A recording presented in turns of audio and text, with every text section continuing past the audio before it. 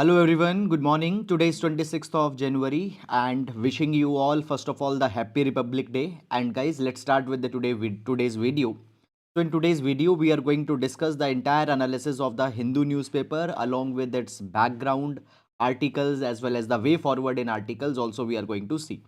And before moving in this session, I would like to tell you that you can download the explainer notes of this entire session. Okay, these explainer notes have been given on our Telegram channel. You can see these explainer notes. They have contained not only these article related substance but some other important information if it is there. It has also been contained in these synoptic notes. So they are available at our Telegram channel. Okay, and in last we have also given a mains practice question. So you can download it, okay, from Telegram channel. Link is given in description box in YouTube. Now, first of all, before starting, guys, we'll take the overview of entire newspaper to understand that which articles are actually important in the today's newspaper. So let's just start with this overview. So, guys, first of all, here we see the first article talking about multiple creeds and languages, essence of India, says President of India. Now we'll take this particular article, whatever the key messages that have been given, we'll take it. Okay, then after that, Adani share falls as a short seller flags. It's no need to go in this particular article. Okay, then further moving on, guys, the advertisements etc have been given. Then in city section, the regional issues, okay, these tenders, advertisements, okay, objectionable slogans during Pathan movie. No need to go in these particular articles for your examination, guys. Okay, so then again the advertisements etc have been carried. So we'll directly be reaching to the editorial page. One more thing I want to tell you, that if you are not from Delhi, if you are some other part of the country, you are having some different edition. Regional section usually doesn't contains much of the relevant substance. Okay, so no need to worry on that. Now coming to editorial page. So first article, India's juggernaut of censorship, we'll see this particular article. Then torpedoing a submarine rumor, we'll see this particular article also, guys, with respect to the examination. Then side article, law minister's objection to collegium sharing intelligence input has no merit. So we have seen in past few days, I think some 20-25 times at least in last 1.5 month, we have taken this particular article where executive makes certain allegation on judiciary and all such kind of things are going on. Okay, so recently law minister had said this thing, that the Supreme Court has revealed the intelligence report. Okay, what has happened actually, Supreme Court recommended the names for the appointment at High Court judgeship. Then basically the president did not appointed those people because it was said that one of a person who has been suggested for appointment at High Court, Delhi High Court, fine, he is advocate, he is openly gay, and another person had some views, he had made certain posts which are not very much favorable in certain post where he has criticized the government. Okay, so such thing has been provided, and this thing was told by the raw and IB report to judiciary. So basically uh, judiciary told this particular thing in public. So then law ministry had said that you have why you have basically made the public declaration of such kind of an intelligence report. So just this thing is going on. I have given you the substance, but in what respect to the examination, much substance is not there in this particular article. So I'll not suggest you to go too much in such kind of things. Then further, guys, moving on in this particular direction, then on the mat, politicians in charge of sporting bodies creates an environment of creates a stifling environment. So recently we saw this particular thing, that the uh, wrestling federation of India's players are protesting because it has been said that wrestling federation of we see this thing, that wrestling federation of India's, okay, uh, we see this particular thing, that president of WFI has carried the sexual assault of the wrestlers. Okay, so that is going on. Contesting the hegemony of the dollar, we'll see this particular article with respect to the examination. A brief history of artificial intelligence. Now, guys, this particular article doesn't contains much of doesn't contains much of the conceptual substance, but it is just giving you the timeline, that okay, the first digital computer were built in 1940s, the first microprocessor was built in 1970. In 1990, 0.05% people were online. First iPhone came in early 2000s. Okay, so these trends are being given. Okay, that in which year what invention was made. Okay, so with respect to the artificial intelligence thesis, a small robotic mouse was built in 1950s, which could navigate a simple maze. So these timelines have been given. Conceptual substance is not there in this particular article. So as a concept is not there and just a timeline is there, just you can glance along with this particular article. Okay, then coming to text and context, the next leg of Russia Ukraine war. Now guys, understand me, listen me very very carefully. If you are preparing for examination, this article doesn't contains any substance with respect to the examination. Why? Because the next leg of Russia Ukraine war, what will be their priorities, where they will be stationing their troops. Recently Ukraine has requested some of weaponry from West, Germany has sent tanks and all these things. This information will not make any sense by the time you will write your examination, because all these things will change. Moreover, day to day development in Russia Ukraine war you are not expected to see for the examination. Please don't waste your precious time in such kind of a things which will not have much relevance for the examination. Okay, again I'm saying this thing, that there will be many YouTube videos that will be coming. Fine, they will be having many clickbaity kind of a titles, but for examination, please don't waste your time there. An architect for India, Balkrishna Doshi, an artist rooted in his surroundings. Okay, so guys, here we see this particular thing, that Padma Award has been given to Balkrishna Doshi. So his architectural style is being provided here. Okay, so what type of architectural style he was there, he has built. Now guys, basically if you have interest you can read this particular article, but the article guys is not containing too much of academic substance on which the questions can be framed. Okay, so my purpose here is just to tell you this particular thing, that what can be important for examination and you should understand it as well. Then further moving on, India and Egypt ties elevated to a strategic partnership. Now this is an important article with respect to GS paper number 2, international relation. We are going to see this particular article with the background. Then here side article, Media Authority of Egypt and Prasar Bharati to exchange content. Again we'll see this particular article with respect to the examination. Electoral reforms only after consultation. We'll see this particular article. Second part of the BBC documentary Modi question airs in the UK. Now you see this thing, that a lot of protest is going on and even this documentary has been blocked from the social media. So now second part has been released. No need to go too much in this article. Then posthumous Padma Vibhushan or for SP founder, ORS pioneer. Okay, and here side article, 412 gallantry awards. So guys, 106 Padma awards have been given and 412 gallantry awards have been given. Now obviously you cannot remember these 500 names, okay, who have got the award. Moreover, for our examination, the UPSC doesn't ask the question on such kind of a lines. Okay, and remembering 500 names are also not that much possible, but the questions can come on the basis of, on the basic concepts at what these gallantry awards are, what is the order of precedence of these gallantry awards and all such kind of a thing. So that thing, the academic concept content only we are going to see here for the examination. Then guys, after that, moving on in this particular direction, Pakistan Prime Minister to be invited for SEO Summit. So we'll see this particular article and we'll also see that why it holds a kind of a symbolism, why it is important. Okay, then further moving on, uh, S. Muralidhar may continue as Odisha's Chief High Court Chief Justice. No need to go too much and follow these articles, guys. Then further moving on, Ukraine sincerely grateful to Germany for battle tanks, because Germany has given them the battle tanks. Ukraine toughens penalty for desertions from army. Again, evolutionary details about the Russia-Ukraine war, not very much important for the examination. No need to move there. Pop criticizes law that criminalizes homosexuality. Okay, so guys, this is a kind of a good example. This is an important example that can be used for GS paper number 4, ethics. Okay, then okay, two more articles I am going to take. Just let me show you that here there are two articles. Fine. Now, Jal Jeevan Mission provides the tap water to 11 crore people, and here there is one more article, that is the here Monument Mitra scheme. Monument Mitra scheme. I don't know whether it is visible or not. Yes. Fine. So Monument Mitra scheme here we are going to discuss. So these two articles also will take. Then coming on, bank may raise deposit rates to compete with small savings, RBI. So bank may raise deposit rates. So when it will happen, we'll go and we'll see that. And then corporate trends, etc. have been given. No need to go too much in that. Okay, so that is all guys about the overview of the entire newspaper. And now let's take all the relevant articles that are there in the today's newspaper one by one in detail. Okay, so let's start with the discussion. So in every class, guys, we take a GS quote, and this quotation is important for complementing our answers in GS 1, 2, 3, and 4. So today we'll take the quote from George Orwell. George Orwell, world-renowned author. And George Orwell says, if liberty is to mean anything at all, it means the right to tell people what they do not want to hear.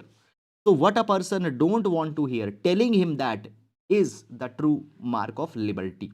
Okay. So do you have that liberty or not? Now when we talk about, guys, democracy. Democracy's core pillar is liberty. Without liberty, democracy is not possible. Obviously, liberty will have certain reasonable restrictions also attached with that. Okay. But these reasonable restrictions need to be reasonable at the end of the day. So that is, guys, the idea here, and we can use it in GS paper number 2, issues related to polity, and as well as GS paper number 4, political ethics.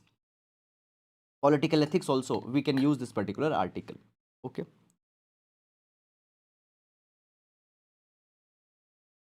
Okay, so guys, moving on, and let's take the first article. Okay, taking up the first article.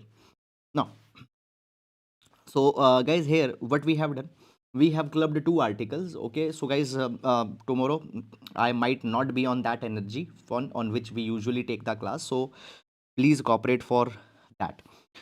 Now, posthumous Padma Vibhushan for SP founder, ORS pioneer, 412 gallantry awards and other defense decoration announced on the eve of Republic Day. So guys, what has happened? So basically, there are, for 2023, President has approved 106 Padma Awards and 412 gallantry awards have been 412 gallantry awards have been announced for the defense personals. Okay. Now, one thing is that more than 500, okay, to be precise, around 518 awards, all the personalities you can't remember for your examination. But we need to see the basics of these awards. So that is something we are going to discuss them one by one in detail. Now, first of all, guys, we will be discussing about the civilian awards, that is the Padma Award, and then we'll be discussing about the other award, that is Gallantry Award. First of all, basically, guys, the civilian awards, when we talk about the civilian awards, they are given to people for their distinguished service that they have given, which has benefited society as a whole. And then the next are Gallantry Award. Gallantry Award. Now, Gallantry Award are given largely to the people, largely to the personals serving the defense forces because of exceptional courage, exceptional bravery, exceptional valor that they have shown. When we talk about, guys, the civilian awards, in the civilian awards we have two main categories. Number one, or the highest award of India, is the Bharat Ratna. Bharat Ratna is the highest civilian award of India. And then the next comes are the Padma Awards. And within the Padma Awards, there are the three types of Padma Award that is given. That is Padma Vibhushan. The second is Padma Bhushan. Second is the Padma Bhushan. And the third is Padma Shri. Padma Bhushan and Padma Shri. Okay. So basically here in civilian category, largely we have these four, just a minute, largely we have these four awards which are the highest and most distinguished awards. And within the gallantry also, we are guys going to see the awards, that is the Ashok Chakra, Mahavir Chakra, Shaurya Chakra. Fine, so we'll discuss it in the second part, matlab today only. Fine, in this video we'll discuss it. So let's discuss first of all. So basically, guys, 106 Padma Awards have been approved by President of India, and these 116 Padma Awards, it includes three duo cases. Duo cases means sometimes one award is given to two people. One, for example, when we talk about, guys, the Nobel Prize is often given to two people. One thing I want to tell you, Nobel Prize can be given to maximum three people, not more than that. So three duo cases are there where one award has been given to two people. But one thing for your examination, keep in mind that even in a duo case, the award is counted as one. Award will also be always be counted in one. Now, out of these 106 Padma Awards, 6 Padma Vibhushans have been given, 9 Padma Bhushans have been given, and 91 Padma Shri have been given. 91 Padma Shri have been given. Now, guys, it has been provided that as we talk about these awards, Okay, it also includes two persons from the category of foreigner, NRI, PIO, OCA, and seven posthumous awardees. Posthumous awardees means the people who are no more, the people who have been died after their death. When they are given the award, they are called as the posthumous awardees. Okay, now let's discuss that what is the background of these awards, one thing, and second thing, that how these awards are different from the Bharat Ratna. Let's discuss them. So basically, guys, when we talk about Bharat Ratna, when we talk about the Bharat Ratna is in the upper part of hierarchy when compared with the Padma Awards. So Padma Award is distinguished award, but Bharat Ratna is even higher than the Padma Awards. So basically, these awards, that is the Bharat Ratna Award and Padma Awards, these awards were instituted in 1954 to honor the civilians who have given their services. Now understand this thing, that in 1954 the categorization was something like this. In 1954, categorization was something like this: Bharat Ratna and Padma Vibhushan. And within Padma Vibhushan there were three categories. Within Padma Vibhushan there were three categories, that is पहला वर्ग, that is the first distinction, दूसरा वर्ग, that is the second distinction, and the तीसरा वर्ग, that is the third distinction. So this was the original structure of these particular awards.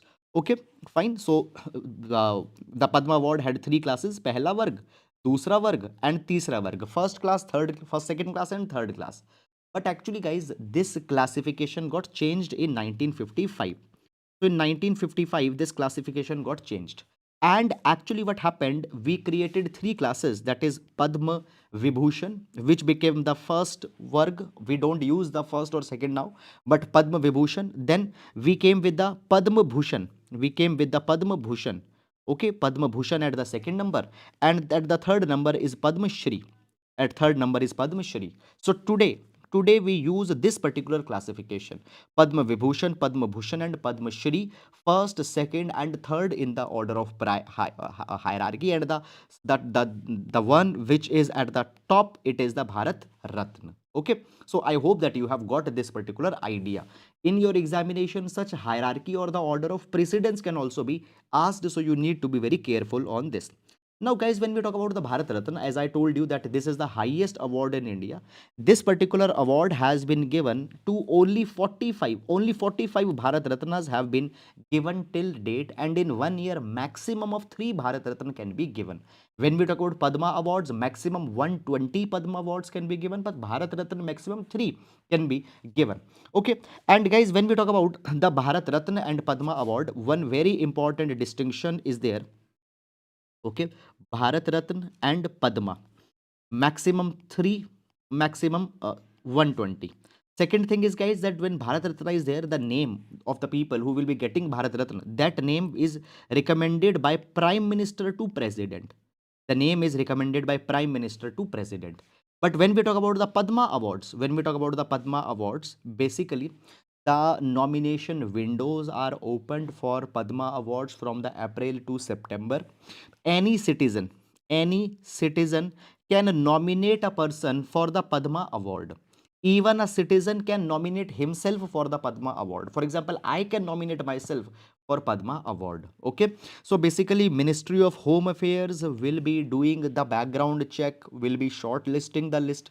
Moreover, apart from the citizens, governments, state governments, governors, they can also suggest that whom they want. Padma Bhushan should be given, Padma Vibhushan should be given, Padma Shri should be given. Okay, and then the list is shortlisted. But in Bharat Ratna, Prime Minister only has the power to recommend the name to the President of India. So this is one very big difference between Padma Awards and the Bharat Ratna Award. Okay, so this is, I have written here also, that recommendation for Bharat Ratna are made by Prime Minister to President of India. The next thing is that this Bharat Ratna has been, Padma Awards have been given on every year. It is usually given on the Republic Day. by the president in the Rashtrapati Bhavan, and it has been given in almost all the Republic days, but in some years it has not been given. For example, there was interruption in 1978, 1979, 1993, 1997. In these years Padma awards were not given, but apart from that they have been given. And when we talk about, guys, the Padma Vibhushan awardees, who were the first Padma Vibhushan awardees, because now Republic Day Padma awards are being given. So who were the first Padma Vibhushan awardees? So in 1954, the first awardees of Padma Vibhushan were scientist Satyendra Nath Bose, artist Nandlal Bose, educationist and politician Zakir Hussain, and the social worker Bala Sahib Gangadhar Kher, and the diplomat academician VK Krishna Menon. So these were the first awardees of the Padma Vibhushan. Okay, now Padma Bhushan and Padma Shri, they are many. Many number of times they goes in hundreds. Okay, that is something. Then, guys, is Padma Vibhushan given to some foreigner also? Yes. So basically, we have given the first Padma Vibhushan. First Padma Vibhushan has been given to the Bhutanese king, to the king of the Bhutan, king of Bhutan, that is Jigme Dorji Wangchuk. Jigme Dorji Wangchuk. He was given the Padma Vibhushan in 1954. Fine. So please, these facts should be kept in your mind. One thing. One more thing is that already I have told you that these awards are given by the president at the Rashtrapati Bhavan, and some important facts with respect to, guys, the article with respect to the India. Guys, when we talk about the fundamental right, we have article number 18. And article number 18 provides that basically no titles can be given. Okay, now when we talk about these awards are not the titles, they are the recognition of merit. Fine, so they don't violate article number 19, sorry, article 18 of the Constitution fundamental right. Okay, so they are not the title, they are the merit recognition awards. One thing, this award doesn't carries any cash entitlement is not given. When we talk about the Nobel Prize, with the Nobel Prize the cash remuneration is also there, but here there is no cash, only a certificate signed by the president of India is given, and one medal is also given. Now these medal can be worn at public functions, at government functions, but you cannot use the award that has been given to you as a prefix or suffix. For example, you cannot use Padma Vibhushan awardee Mr. XYZ, or Mr. XYZ who won the Padma Vibhushan or Padma Bhushan. You cannot use these awards as prefixes before your name or suffixes after your name. Okay. Now, one more thing is there, guys, that if a person has been given the lower order of old award, for example, if a person has been given Padma Shri, can that person be given Padma Vibhushan, or can that person be given Padma Bhushan?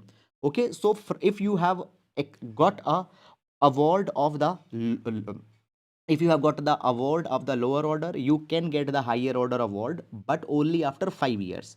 So if a person has received Padma Shri, he can get Padma Bhushan, he can get Padma Vibhushan, but only after 5 years, not before than that.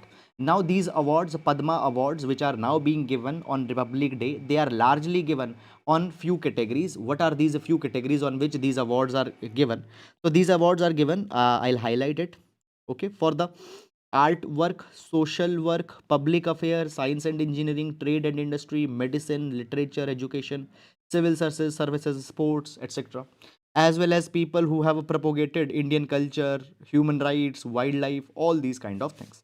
So guys, this is all about the Padma awards that we have. Guys, beyond that, I don't you are not required to see anything. Okay, now here we see this particular thing, guys, that when we talk about some of the people who got the award, so Samajwadi Party patriarch Mulayam Singh, fine. Then we see architect Balkrishna Doshi, Dilip Mahlabonis. Now Dilip Mahlabonis was a doctor who popularized the ORS. So when the children or when people have loose motions, so they need to rehydrate themselves because a loss of essential fluids happen from the body. So ORS was popularized by Dr. Dilip Mahalana Bonis during 1971 during 1971 Bangladesh Liberation War. Now they are some names which are given the Padma Vibhushan. Okay, posthumously. Okay, so but anyhow, I've told you more than 500 people are being given, to be precise 106 people the Padma Award, and more than 400 people gallantry awards are being given. So you're not required to go and watch every single name. Now coming to the gallantry award, so if you will see, there are the 412 gallantry awards that have also will also be given on the Republic Day. So what are these gallantry awards, and what is the hierarchy of these gallantry awards? Which gallantry award falls in, which is higher, which is lower than that? All such things we are going to discuss. Okay. Now, first of all, guys, when we talk about the gallantry awards, these gallantry awards were instituted on 26 January 1950. Okay, uh, on our Republic Day, and these gallantry awards are given to those armed services officers or the people who have worked in this line, okay, where they have shown bravery, courage, valor, etc. Okay, so they were instituted on 26 January, but they deemed to came in effect from 15 August 1947, that is retrospectively. Their application will be assumed from retrospectively 1947, 15 August, but they were actually formally instituted on 26 January 1950. Now understand this thing. Initially, there were the three highest gallantry or bravery awards that were instituted. Number one is Paramveer Chakra, second is Mahavir Chakra, and the third is Veer Chakra. So these are the three gallantry awards that we had. After, now, guys, actually, one thing you need to understand, that when we talk about the gallantry awards, there are two type of gallantry awards. One which are given for the peacetime contribution, okay, and other is given during the wartime contribution. For example, basically, guys, when we had war with Pakistan, let's say 1965 war, let's say there was a 1965 war with Pakistan, 1962 war was with the China, 1999 Kargil war was with the Pakistan. So during the war time, when the soldiers will show exceptional courage, bravery, so then the award, then for that performance wartime awards are there. But for other times, for example, now peace time is going on. See, obviously we have many disputes with China, okay, and there are many confrontations, but this is peace time. So wartime and peacetime. Now, when we talk about these three awards that we have discussed here, okay, three awards, that is Paramveer Chakra, Mahavir Chakra, and Veer Chakra. These are the wartime awards, and then we also instituted the peacetime awards. Peacetime awards. Okay, so peacetime awards, they were instituted in 1952. In 1952. Okay, but they also were deemed to come in effect from 15 August 1947. That is retrospectively. Retrospectively. So both awards got applied retrospectively. Now, Peacetime Award, there were the three awards that were instituted in 1952. That is Ashok Chakra 1, Ashok Chakra Class 2, and Ashok Chakra Class 3. Okay. Now, guys, understand this thing, that this Class 1, Class 2, Class 3 doesn't looks very good. Okay. Because Pehla Varg, Dusra Varg, Tisra Varg, everybody's contribution is equally important. So, giving this classification doesn't looks good. So, as Pehla Varg, Dusra Varg, Tisra Varg got changed in the Padma Awards, in the same way here also, this Class 1, Class 2, Class 3, their names got changed. And what happened? They were renamed. They were renamed. Ashok Chakra Class 1 was renamed as Ashok Chakra. Kirti Chakra, Ashok Chakra Class 2 was renamed as Kirti Chakra, and Ashok Chakra Class 3 was renamed as Shaurya Chakra. Okay, so now this was done in 1967. 1967. So actually we have six awards. We have six awards that are the major gallantry awards. Apart from that, other medallions are also there. I'm not saying they are the only one, but these are the biggest and the major six awards that we have. Three for wartime and three for peacetime. Now, what is the order of precedence of these awards? Okay, what is the hierarchy? What is the order of precedence? So the highest is Paramveer Chakra. Highest is Paramveer Chakra. Then Ashok Chakra comes. Then Mahavir Chakra. Then Kirti Chakra. Then Veer Chakra. And then Shaurya Chakra. So please remember this order of precedence. And in the same way, we have the order of precedence of the civilian awards also. So civilian awards order of precedence will be something like this, guys. That if you remember, fine, you yourself know. First of all, will be the Bharat Ratna, then Padma Vibhushan, then Padma Bhushan, and then Padma Shri. Okay, so this is the hierarchy. Guys, I hope that this is clear to you, and I hope that you have understood this entire issue. Okay, guys, fine. Now, moving to next topic. Okay, so here. The next article is also an important article because, guys, what has happened? We see this thing that Egyptian president has visited India, and as Egyptian president has visited India, first of all, this is actually very important because this is the first time. Okay, this is the first time. I can just show you also. This is the first time that the president of Egypt has been invited as a chief guest at Republic Day. Secondly, as Egyptian president visited India, India and Egypt has also elevated their partnership. So the diplomatic relations have been elevated to strategic relations. So therefore, also this visit is very important. Now, first of all, here we have clubbed two articles. One is India and Egypt ties elevated to strategic partnership, and the second article, Media Authority of India and Egypt, Prasar Bharati, will exchange content. Now, these both developments are the part of one thing only. Okay. Now we will discuss this article with respect to the GS paper number 2, international relation, India's international relation. Okay. Now, India Egypt relation. Now, let's take some of the basic information, and guys, understand this thing that we are not covering only this particular article, but we will also be taking up the content from PIB, Hindustan Times, Times of India, different other newspapers as well. Okay, now moving on. So basically, Egyptian President Abdel Fattah el-Sisi was invited to India for Republic Day celebrations, and Abdul Fattah el-Sisi is the first Egyptian president who has been invited to India for Republic Day celebration. Moreover, guys, as the Republic Day parade will be carried, a contingent of Egyptian military, Egyptian army, a contingent from Egyptian army will also celebrate in or will also participate in the parade. Moreover, when we talk about, guys, Egypt happens to be a very important partner for India because through Egypt.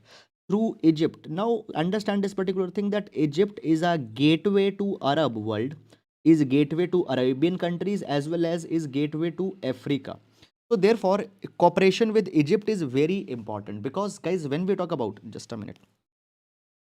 Yes. So when we talk about Arab world as well as African countries, both are very important for India's foreign policy calculus. So therefore, they are very important. Now, basically, when we talk about, guys, Egypt, understand this particular thing that India is also inviting Egypt as a special guest for the G20 summit. You know this thing that for 2023 India has become president of G20, and India assumed the presidency of G20 from December 2022. So for 23 we will be G20 president, and more than 200 meetings of G20 will be held across India.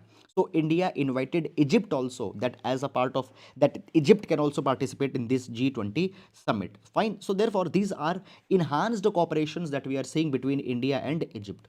First of all, if we talk about a little bit history of India and Egypt, guys, cultural ties, people to people ties have been shared between India and Egypt since ancient times. And just after the independence of India, just 3 days after the independence of India, that is on August 18, 1947, India and Egypt signed the diplomatic relations got started.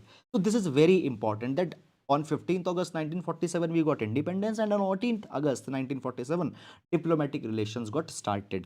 Okay, now what has happened? Basically, the diplomatic relation, bilateral ties, they have been promoted. They have been elevated to strategic partnership. Strategic partnership. This strategic partnership will cover 5 areas of cooperation. Number one, political cooperation, security cooperation, defense cooperation, energy cooperation, economic cooperation will be there. Now, Prime Minister have specifically provided this particular thing that the cyberspace is being used by the extremist terrorist organizations to further their vendetta. And both Egypt and India will cooperate that how cyberspace can be made as a safe zone of cooperation, and so that extremists should not be able to abuse that. One thing. Secondly, platforms and equipments will also be shared with each other for defense partnership. Okay. Now, the Prime Minister of India specifically argued that Despite global changes, India Egypt relation had stayed on track, and defense partnership had actually stabilized. And basically, good relations, cordial relations between India and Egypt are very important to ensure the regional cooperation and regional peace. Now, there are five memorandum of understanding that have been signed between two countries. Memorandum of understanding means the five areas on which the cooperation and you can say that the developments will be carried. These five MOUs are for cultural exchange, cooperation on youth matters, cooperation on youth matters, cyber security exchange, information and technology, and public broadcasting. Public broadcasting. On public broadcasting, there is an independent article also that we are discussing. Moreover, basically to mark the 75th anniversary of diplomatic relation, we know this thing that on 15th August we got independent. 15th August 1947 we got independence, and in 1947 only they started diplomatic relations. So for the 75-year anniversary, a commemorative stamp will also be launched. Moreover, Egypt has specifically requested India that both in India and Egypt there are micro, small, and medium enterprises. Micro, small, and medium enterprises, they have a lot of potential. They have a lot of potential, and their potential is to be leveraged. And for that particular thing, Egypt has specifically requested India that permanent channels should be created to enhance digital connections between small and medium scale industries between India and Egypt. They can import, export goods with each other. Okay, and as these so small enterprises, they employ a large number of people. Okay, so basically they can cooperate with each other. Then on defense front, both the countries will be enhancing cooperation on defense training of the armed forces of each other's country. Defense exercises will be done between the two countries. Cooperation in the field of platforms and equipments. Okay, so we India, you know this particular thing that we have PSUs, we have PSUs which have developed a lot of expertise in developing defense weaponry. We have a DRDO, one of the most premier research organization for defense weaponry. So basically, what will be done? Industrial partnership for exchanging and for developing defense platforms, they will be carried. Then further moving on. So guys, we have seen that as we discussed the five MOUs that will be signed. Out of that five MOUs, one MOU was on public broadcasting. And on public broadcasting, guys, India's Prasar Bharati and National Media Authority of Egypt, they have signed a memorandum of understanding where they will exchange their content with each other. Capacity building will be done.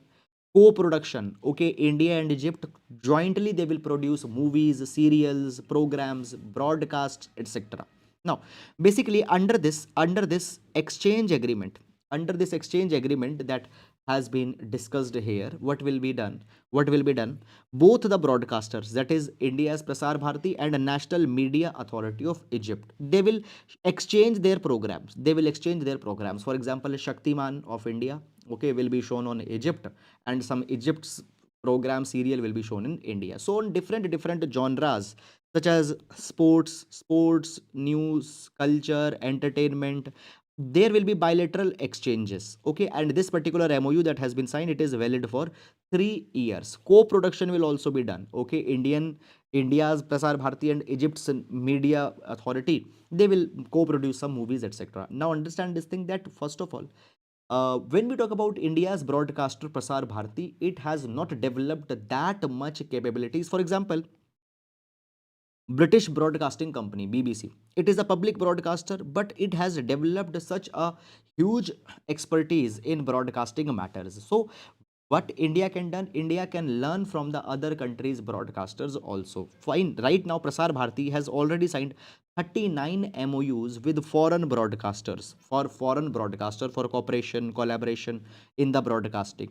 Okay, so basically India can also convey to Egypt what India will learn from these countries as well. So this is guys all about this particular article. I hope that you have understood it. Fine, I hope that you have understood it, and now we'll move to next article. Now, Pakistan Prime Minister to be invited for SEO Summit, Shanghai Cooperation Organization Summit. Okay, we'll see this particular article with respect to the GS paper number 2. With respect to the GS paper number 2, IR International Relation, India's cooperation with neighborhood and India's role in multilateral organizations. India's role in multilateral organization where SEO happens to be an important organization. Okay, now first of all, guys, let me tell you little bit about SEO. We will take little bit of a background first, though we take background in every article, and then after taking the background, we'll see the major development which has happened, or we'll discuss the news that has come. So first of all, let's take background. So basically, guys, the organization SEO, initially it was known, not called as SEO. Initially, the organization was called as Shanghai 5, Shanghai 5, and it got formed in 1996. Why Shanghai 5? Because of the five members, which are five countries which are the member of this organization, Shanghai 5. So basically, Kazakhstan, China, Kyrgyzstan, Russia, and Tajikistan, they formed a kind of an organization. Why they formed an organization? A minute. They formed an organization. Why? Because, guys, there were many. Now you see this thing that 99 before 1991 there was USSR, and once USSR got collapsed, after USSR, majority of the Central Asian countries were formed. They got the majority of the Central Asian countries, they became independent, and there are actually many of the boundary matters, demarcation matter, which are pending largely between Russia and in some capacity with China also. So to resolve the demarcation and as well as to go forward with the demilitarization also, these Shanghai 5 organization was created. Now what happened after 1996? 5 years later, Uzbekistan also joined. Uzbekistan also joined. So it became 6-member unique organization. So the Shanghai 5 doesn't hold any relevancy here. So after joining of Uzbekistan, this organization's name got changed to SEO, that is Shanghai Cooperation Organization. Okay, and in 2002, SEO charter, Shanghai Cooperation Organization charter, SEO charter was signed in 2002. Okay, and it came in force in 2003. Okay, it came in force in 2003.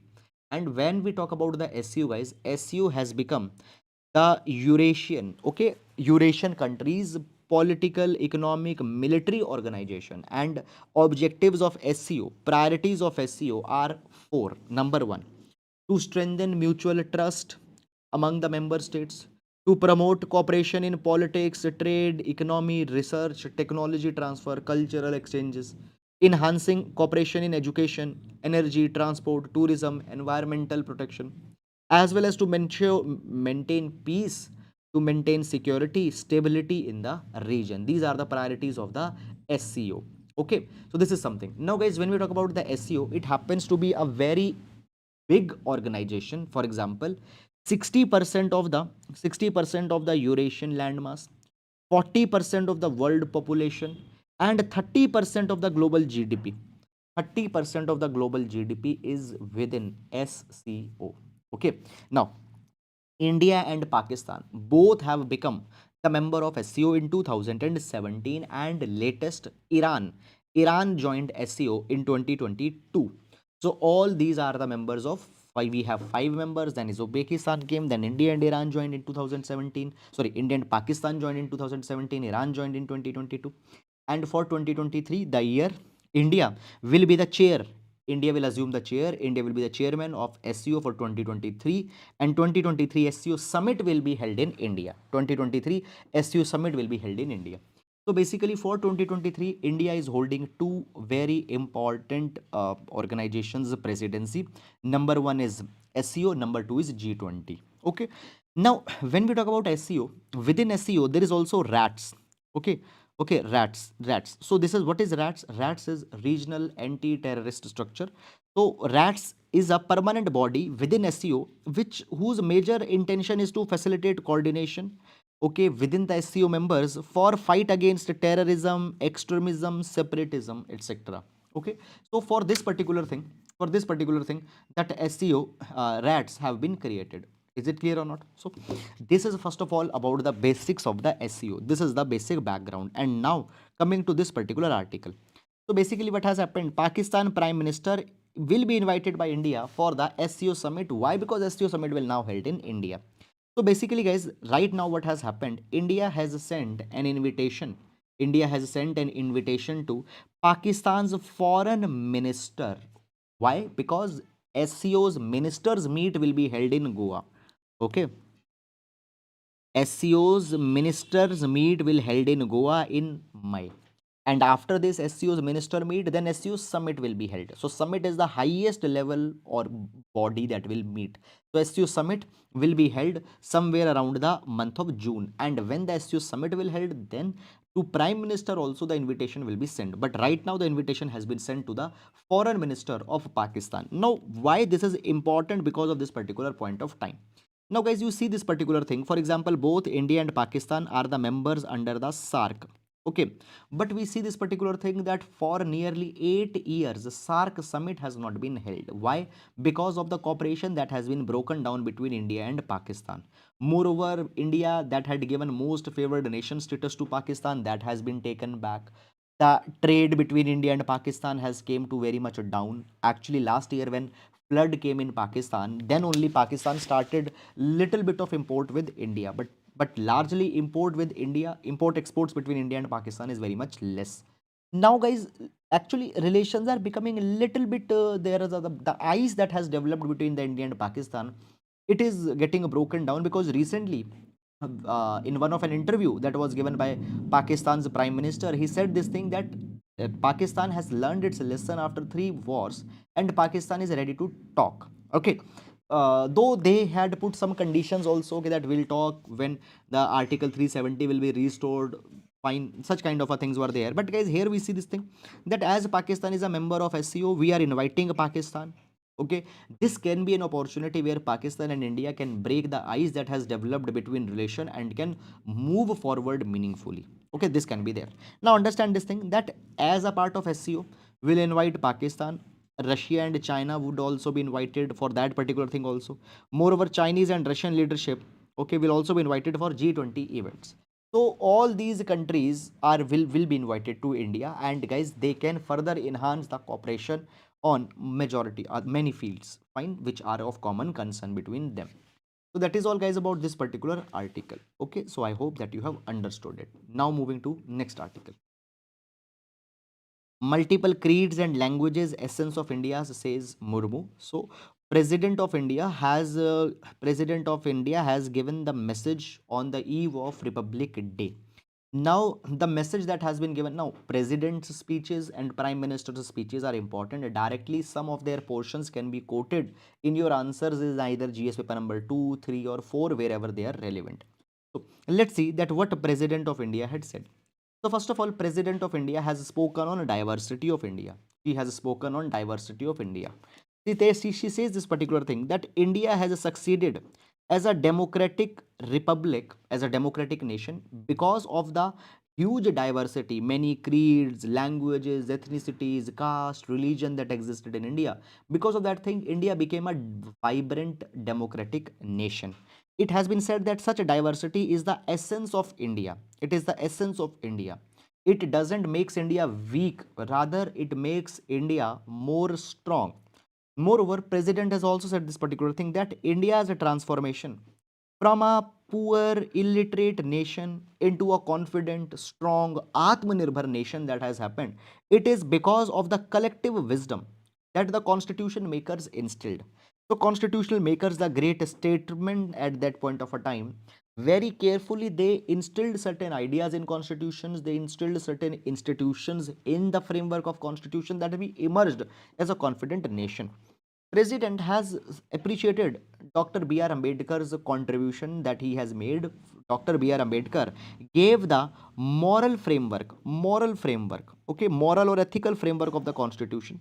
The spirit of the constitution was given by the Dr. BR Ambedkar, okay, but now it is our responsibility that we need to walk on that particular path. Walking on that path is our own responsibility. Clear? So today we need to learn the moral framework of Dr. B.R. Ambedkar. We need to realize Gandhiji's Sarvodaya, idea of Sarvodaya, Gandhiji's idea of upliftment of all these particular things.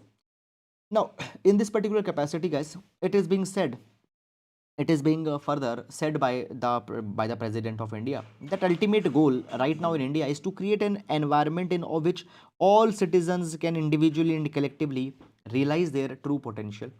Okay, and here education is going to be a very important vehicle. National Education Policy 2020. National Education Policy 2020 was announced, which specifically talks about value based education, building the capabilities that is we are going to do. Okay, now India is also the G20's president. India is also the G20's president. So as the G20 is a organization which represents two-thirds of the world population, 85% of the global GDP. Okay, so as a two-thirds of population, 85% of global GDP will come under G20, and G20 will be led by India. So this is an opportunity for India to talk on the global issues, Okay, so this is something that is which is needed as discussed by the president. So this is, guys, all about this particular article. Okay, so guys, I hope that you have understood it, and now we'll move to the next article. Now, moving on, guys, in this particular direction, contesting the hegemony of the dollar. Contesting the hegemony of the dollar. Now, this is an editorial article. We'll take this article with respect to the GS paper number 3, issues related to Indian economy, and how GS paper number 2, we see this particular thing, that how global south is taking efforts, to reduce the domination of USA, particularly the USA's dollar. Okay, now before going in this particular article, let's take some of basic background information. Okay, now understand this particular thing, guys, that today we know this particular thing, that the dollar happens to be an international currency for a trade. Okay, and we see this particular thing, that actually entire world is dependent on dollar. And if we are dependent on dollar for international trade, we are actually dependent on USA to a large extent. Understand this thing. When Russia Ukraine war got started, the USA blocked Russia from using the dollar as a currency for international trade. Okay, and many of other sanctions were imposed on Russia.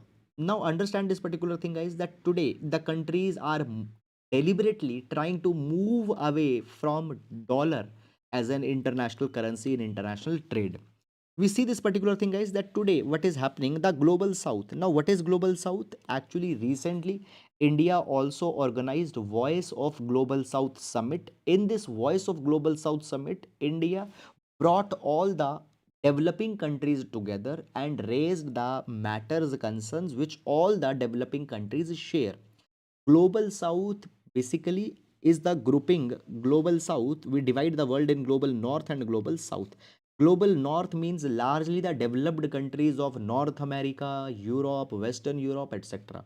But when we talk about global south, these are the developing countries or underdeveloped countries, particularly Latin America, Africa, South Asia, Southeast Asia, all these countries. We see that there is a lot of division between global north and global south. First of all, economic development, social development of global south is similar. Okay, and there's a lot of gap is also there with the global north. So global south is coming together, and today we see large number of economic agreements are also being signed between the countries of global south. For example, the countries of global south, okay, developing countries largely, okay, don't get confused, they are signing the currency swap agreements. They are trading in national currencies. Okay, they are taking the steps to bypass the dollar. Okay, they are trading in oil and gas in national currencies. For example, if I give you the example of India has signed with the Russia rupee ruble arrangement. What will happen under this rupee ruble arrangement? India, when importing oil and gas from Russia, will pay the money in rupee. Okay, and when Russia needs to import certain goods from India, Russia will either pay that rupee back, or Russia will pay ruble to India. So what they have done, they have completely bypassed dollar. So for this oil trade, other imports and exports, the countries are bypassing the dollar and are relying on their own currency. Is it clear or not? Okay. Now, moving on, guys. So basically, countries outside the West, they are operating in a multipolar system. They have made their own organizations. They are developing the mechanisms for the cooperation. And Russia-Ukraine war has hastened this particular development because, guys, we saw this particular thing. That what happened. Now, see this particular thing. What happened when the Russia-Ukraine war got started? USA started to impose sanctions on Russia and said that you cannot do trade with the Russia, at least dollar trade cannot be done. Now we know this thing that a large number of countries are dependent on Russian imports, largely oil, gas, and then there are the agricultural commodities that many countries are importing from Russia. So for that particular thing, the countries started to think that we need to bypass dollar. We need to think some alternative of dollar because that is something very important that has to be done either today or tomorrow. Okay, now we see this particular thing, guys, that we find that countries of global south, developing countries, they are doing such kind of an economic diversification. They are moving towards against these particular agreements. For example, India's trade with Asian countries, it has increased. It is higher than the trade with the West.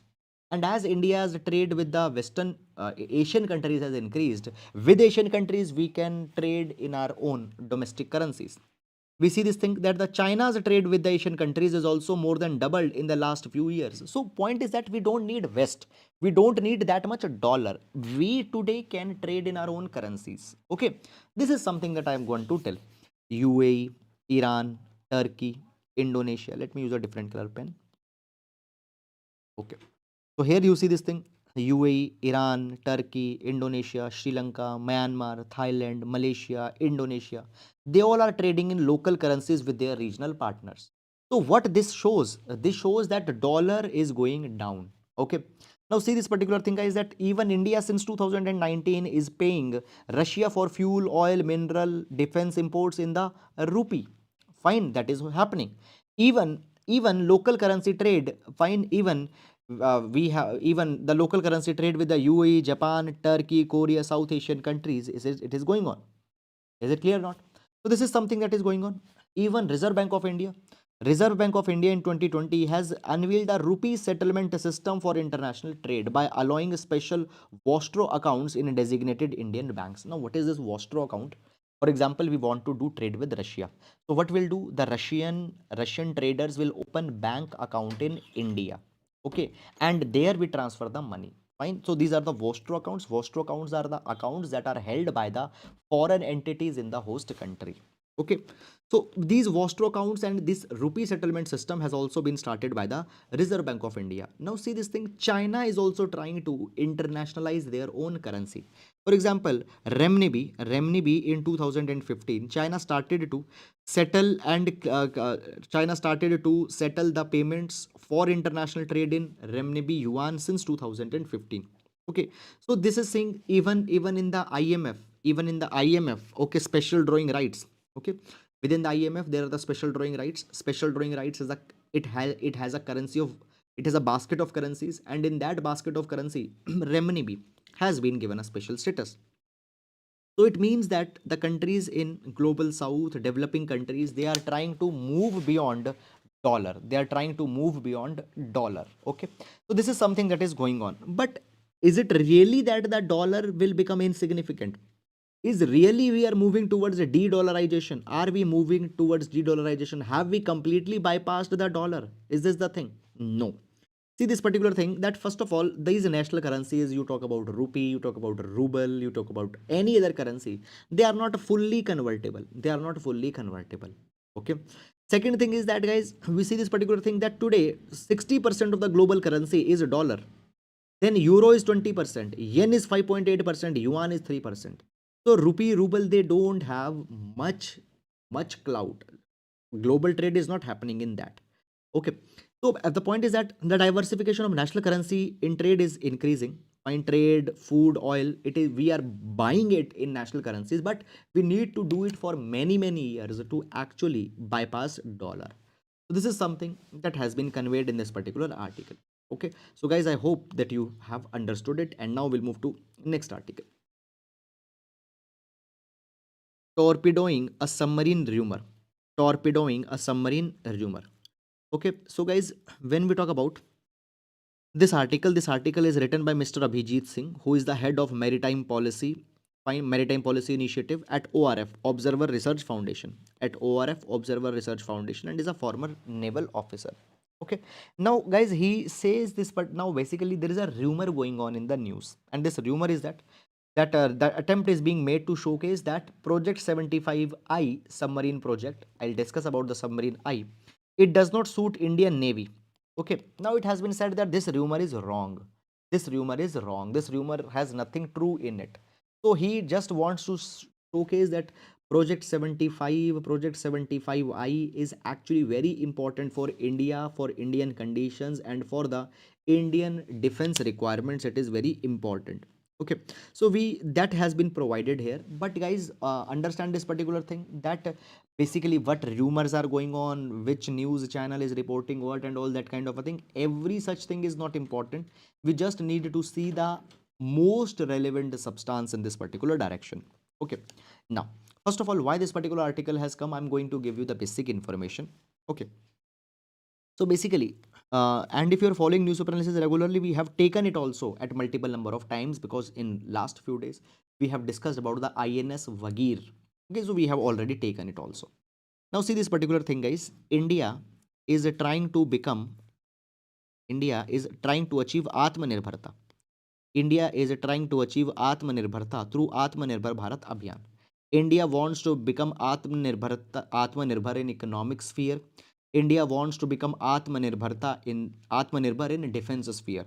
And by 2047, we need to have Atmanirbhar Navy. We need to have Atmanirbhar Navy. And when we talk about, guys, Navy, we need to have adequate number of warships, aircraft carriers, as well as submarines. In India, we have a lot of deficiency of submarines, because the submarines that we had earlier, many of them either got retired or they were leased from the foreign countries. So we need to have our own indigenous submarine building capabilities. And for that particular thing, guys, India has in 1997, India started Project 75. Project 75. Now, under Project 75, India approved a plan to acquire 24 submarines. 24 submarines under this Project 75. Now, basically, it entails, out of 24 submarines, 6 Scorpion class attack submarines will also be inducted, and this 6 Scorpion class submarines will be provided to India through a technology transfer. Understand this thing. So basically, there is the French Naval Company Group, French Company Naval Group. So this French Company Naval Group will provide technology to India, and India, by using that technology, will manufacture the submarines in India. Who will manufacture these submarines in India?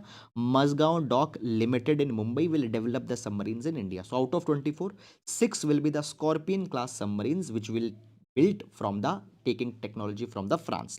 Okay, now guys, when we talk about this Scorpion submarines, now these Scorpion submarines are in news. Why? Because out now we have to build 6 Scorpion submarines. The fifth 5 Scorpion submarines already got inducted in India. That is, INS Vagir was the fifth one. Vagshir sixth will be commissioned by the end of 2023 or by 2024. Okay, now see this thing. As we talk about this 6 Scorpion class submarines, they are called as the Calvary class. So Scorpion is Scorpion class. It is the indigenous name to the Scorpion class that will give in India is the Calvary class.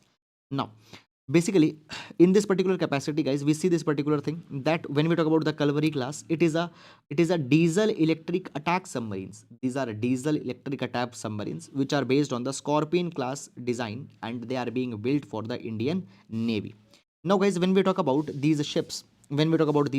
first submarine, the first submarine of this particular class, it was called as INS Calvary, and it was commissioned in 2017. The class is Calvary, and the name of the first submarine was also Calvary.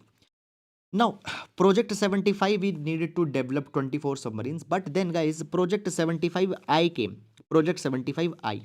What is Project 75I? You don't need to get confused. Project 75I is an advanced version of Project 75, where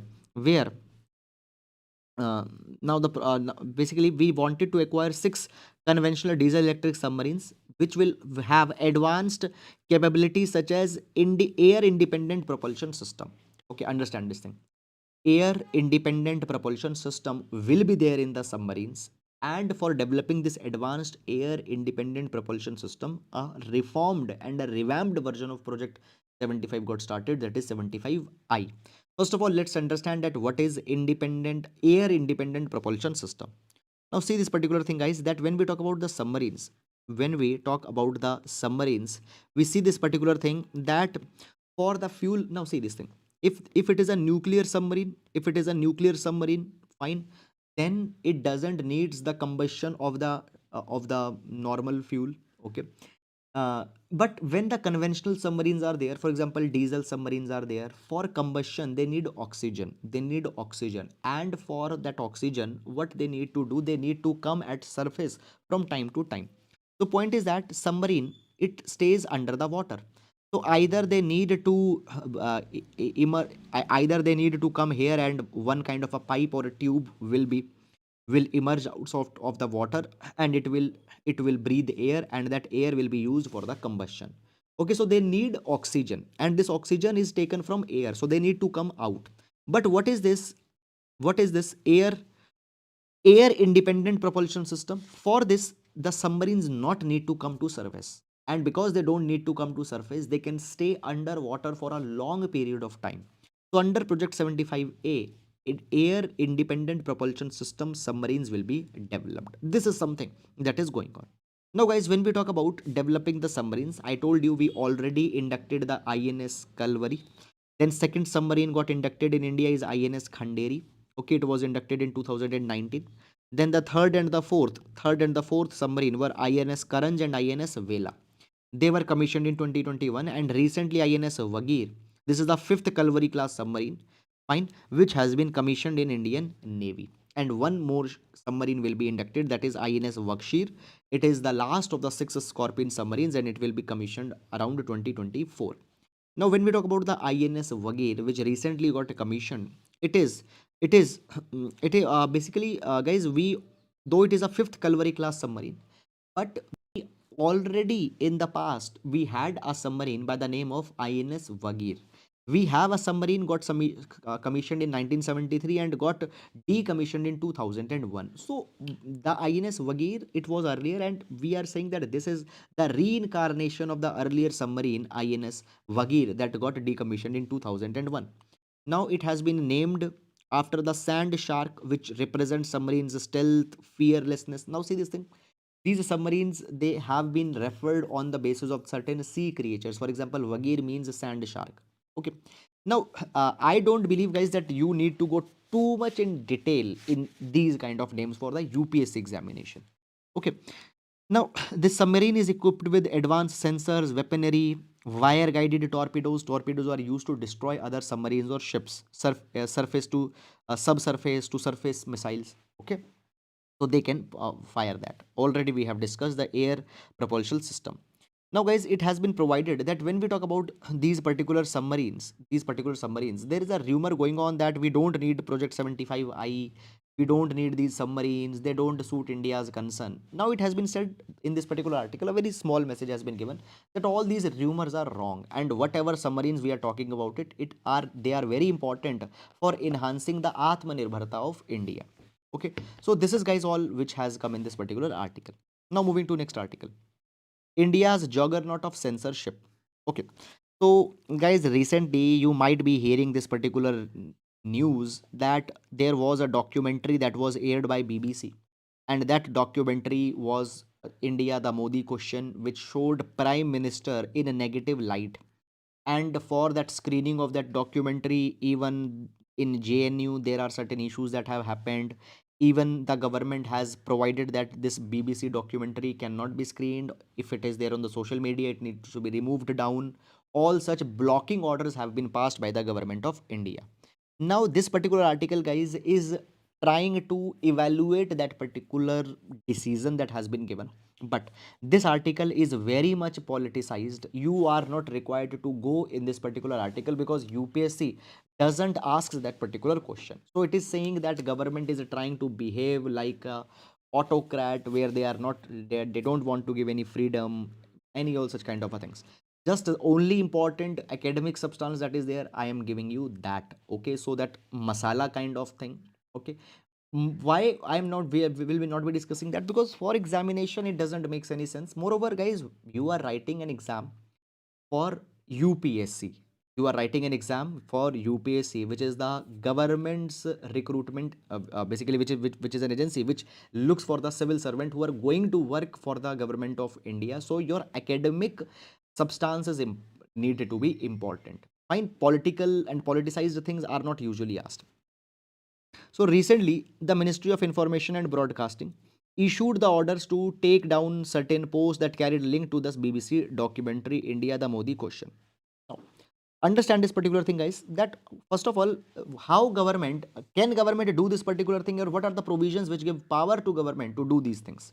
So basically, the government have the emergency powers under Information Technology Rules 2021 and Section 69A of the IT Act 2000, under which government can direct Twitter, YouTube, or the social media platforms to disable access to any document, any post, any link, etc. And using IT Rules 2021 and Section 69A of the IT Act 2000, these orders have been passed. Now, there are the concerns about the natural justice, constitutionality of this particular direction. Okay, what about the freedom of speech and expression, Article 19, Article 21? All these matters of constitutionality is being asked. Now, when we talk about the emergency provisions in India, which government has to do such kind of a things. So first of all, I discussed that there are the IT rules 2021.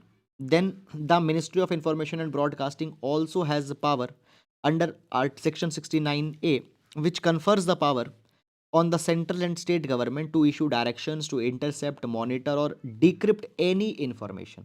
Now, all these directions to block any content on internet can be done on the basis of these principles, these particular parameters. What are the parameters? Number one, in the interest of the sovereignty or integrity of India, defense of India, security of the state. Second, friendly relations with foreign states. Third, public order for preventing incitement of commission of any cognizable offense. And fifth, for investigating any offense. Okay. So guys, this is the basic provision that we have and the grounds on which we have. Now understand this thing, government orders evaluation on the basis of that judgment, on the basis of that judgment which has been given in the article. Fine, no need to go too much in detail for the sake of exam. Now moving to next article. Private firms to be the part of Monument Mitra scheme. Okay, so guys, this article will see with respect to the prelims examination. Now, what is the Monument Mitra scheme? So basically, Monument Mitra scheme is the scheme. Fine, basically, this particular scheme was started initially by the Ministry of Tourism, and that scheme right now is moved, transferred to the Ministry of Culture. Ministry of Culture. So right now, who is running this Monument Mitra scheme? Monument Mitra scheme is, just a minute. Monument Mitra scheme is right now under the Ministry of Culture. Earlier it was under the Ministry of Tourism. And under this Monument Mitra scheme, corporate, private individuals, they can adopt a heritage site and can look for the conservation, preservation of that heritage site. That is the Monument Mitra scheme. Recently, guys, what had happened, this Monument Mitra scheme has got revamped. What has happened?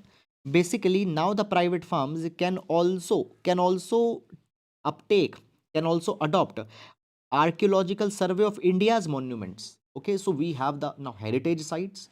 There are many, but there are certain sites which have been given a special protection by the Archaeological Survey of India. So 1000 sites which have been given special protection under ASI, they can also be adopted under the Monument Mitra scheme by the corporates. Okay, and it will be based on the corporate social responsibility model. So you see this particular thing, guys, that we have section 135 of Companies Act 2013, Companies Act 2013, where the companies, if they have, after a particular condition, they need to contribute 2% of their average profits for CSR. Okay, so they can use that particular money for taking care of these sites. Okay, so under monument winter scheme, earlier the private corporates can adopt only heritage site. Now they can also adopt the sites which have protection under Archaeological Survey of India. Okay, now moving on. The next, Jal Jeevan Mission provides a tap water to 11 crore households. Okay, so guys, when we talk about the Jal Jeevan Mission, it aims to provide functional household tap water connection to every household by 2024.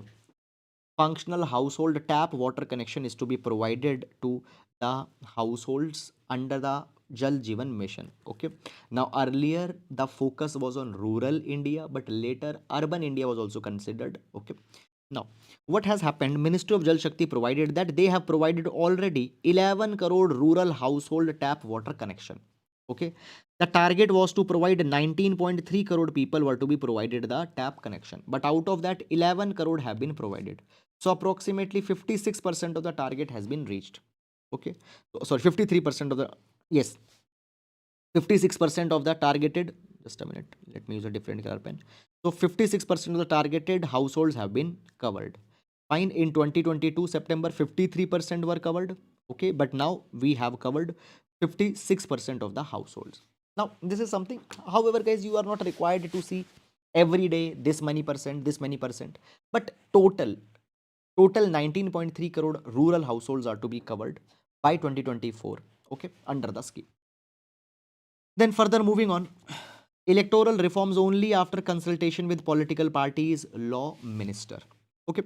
Now, guys, in the past few days, many of the suggestions have been given by the the Election Commission of India, particularly for electoral reforms. For example, if you are following our newspaper analysis, or in general, if you are reading the newspaper, few days back, remote EVM was proposed. Remote EVM was proposed. What are these remote EVM? So basically, guys, today if I have to vote, I need to go in my constituency and physically I need to vote there. But suppose my constituency, home constituency in some X state, but I am right now living in Y state, how I will go? So remote EVMs are the special kind of EVMs which can be installed. Fine, suppose elections are going on in Uttar Pradesh, and a person is living in Delhi. So presently, if this person has to vote, he has to go to UP. But now the remote EVM will be installed even in Delhi. So the person from Delhi can vote in UP's election. So these remote EVM at the same time it can cater to 72 constituency. 72 constituency. Okay. So this remote EVM was announced recently. Then guys, the cutoff date for registering oneself as a voter, there these dates, more windows have been provided. So these reforms have come in past few days, where what has happened, the law minister have said that all the electoral reforms that are being suggested or that are coming, they will be implemented only after consultation with the political parties, will not implement it unilaterally. Okay, that is something that has been provided. Okay, fine. So this is guys which has happened here. Fine, so I hope that you have understood it. Now moving to the main practice question for today. So main practice question says that India Egypt strategic partnership will create a long term structure of cooperation on political, security, economic and scientific areas. Discuss. Okay, so this will be guys a 10 marker question for GS paper number 2 IR. Okay, so guys, if you are new here, you can write an answer and you can submit this answer for review at our peer reviewed platform. So what you can do, you can go to Telegram channel. Our main Telegram channel. Okay, fine. So you can go to our main Telegram channel, and there in main Telegram channel you will find a pinned comment. You will be finding a pinned comment. Okay, and through that pinned comment you can reach to this peer reviewed platform, and there you can submit your answers. Okay, that is all guys, and a very good morning to all. Good morning to Papaji, Bharat Pradhan, Pandi Santosh, Mohit, Ronak, Athira, Vinay, Niveta, Chitra, Muzammil, Akshay, Vipin, Muzammil, Bhaskar, Mudit, Shabura, Akashdeep, Lakshmi, Amanraj, Muzammil, okay, Geetu, Saritha, Sri Preti, Sarita, Mukul, Shine Dream, Subaru, Dear, I'm feeling good now. Thank you for asking. Jalaj, Shakti Priya, Kanika, Pallavi, Sparkles, P477, Viniba, Sandeep, Fatima, Arjun. Happy Republic Day to all of you guys. Aurangzeb, Akanksha, AE Ravi, Prabhu, Chaya, Songam, B Master, Arjuna. Arjun, thanks for such a warm comment that you have written. Stevenson, Vipin, again Arjun, Pallavi, Sahu. A very good morning to all of you and a very happy Republic Day to all of you. So, guys, thank you for joining the session and thank you for liking this session. And thanks to all of you for all the lovely comments that you leave every day on the video. I personally read every of your single comment, and even I remember the name of almost all of you who are commenting on the videos. Thank you so much, guys. Please keep on commenting. Please like the session. Thank you so much. And Arun, Neha, uh, good afternoon to you too. Thank you.